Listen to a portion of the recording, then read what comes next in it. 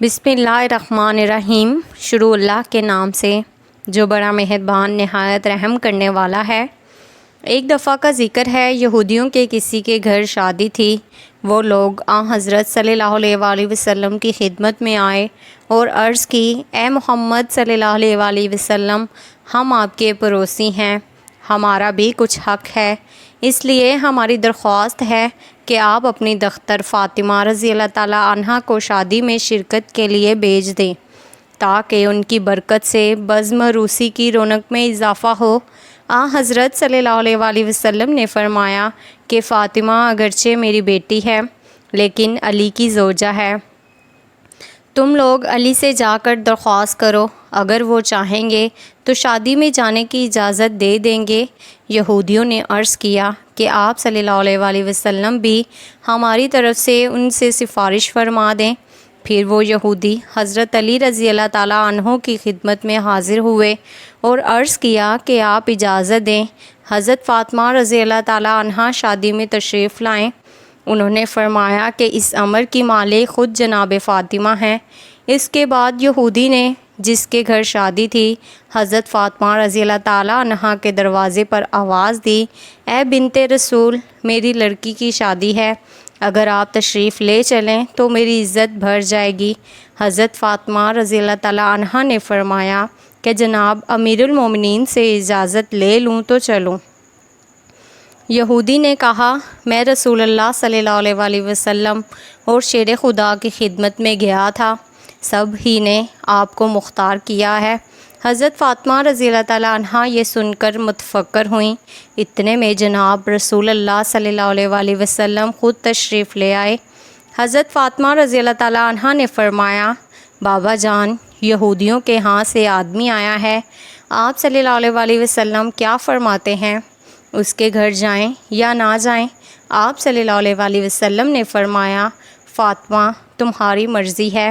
حضرت فاطمہ رضی اللہ تعالیٰ عنہ یہ عرض کیا، ابو جان، آپ کی بہت سخت توہین ہوگی، کیونکہ ان کی عورتیں عمدہ اور نفیس لباس زیورات سے مزین ہوں گی اور میرے پاس وہی پھٹے پرانے کپڑے ہیں جس میں جا بجا خرمے کے پیوند لگے ہیں۔ رسول اللہ صلی اللہ علیہ وآلہ وسلم نے فرمایا، اے بیٹی، اسی حالت میں جاؤ جو مرضی پہنو۔ چنانچہ سیدہ فاطمہ رضی اللہ تعالیٰ عنہ جانے کو تیار ہو گئیں۔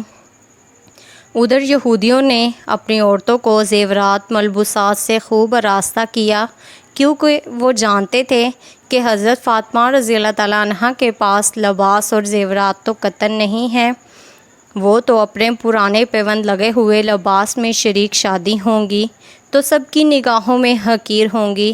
ادھر اللہ تعالیٰ نے اپنی کنیز خاص کے لیے حضرت جبرائیل علیہ السلام کے ذریعے سے جنت کے ایسے ملبوسات اور زیورات بھیجے کہ جن کی مثل نظیر دنیا میں نہ تھی۔ حضرت فاطمہ رضی اللہ تعالیٰ عنہ کو زیورات خلد سے آراستہ کیا گیا اور کچھ دیگر خواتین کے ساتھ حضرت فاطمہ روانہ ہوئیں۔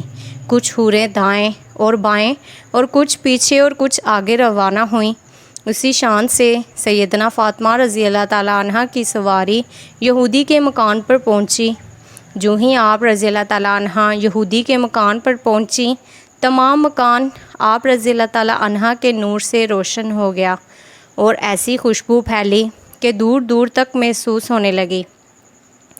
یہ تجمل و وقار دیکھ کر تمام یہودی عورتیں بے ہوش ہو گئیں۔ تھوڑی دیر کے بعد سب کو ہوش آیا مگر دلہن کو ہوش نہ آیا۔ لاکھ تدبیریں کی مگر سب بے سود ثابت ہوئیں۔ دیکھا گیا تو معلوم ہوا کہ روح قفس عنصری سے پرواز کر چکی ہے۔ آنن فانن شادی کا مکان ماتم کدہ بن گیا۔ حضرت فاطمہ رضی اللہ تعالیٰ عنہ کو یہ دیکھ کر بہت تشویش ہوئی اور فرمایا کہ اطمینان رکھیں، ابھی ہوش آ جائے گا۔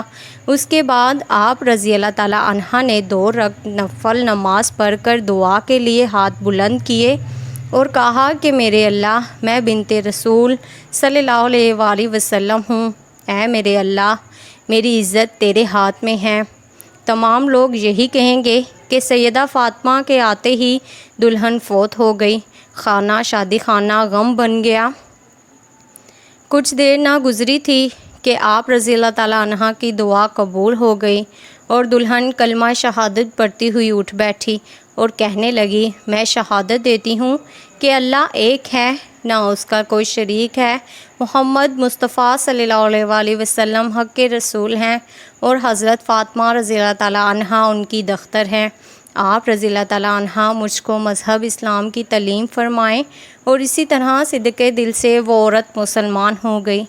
حضرت فاطمہ رضی اللہ تعالیٰ عنہ کا یہ اعجاز دیکھ کر تمام یہودی مرد خواتین مسلمان ہو گئے اور بڑے عزت کے ساتھ آپ کو گھر سے رخصت کیا۔ سارا ماجرا حضور اکرم صلی اللہ علیہ وآلہ وسلم کو سنایا گیا تو یہ سن کر آپ صلی اللہ علیہ وآلہ وسلم نے اللہ کا شکریہ ادا کیا۔ مزید ایسی ہی ویڈیوز کے لیے چینل سبسکرائب کریں۔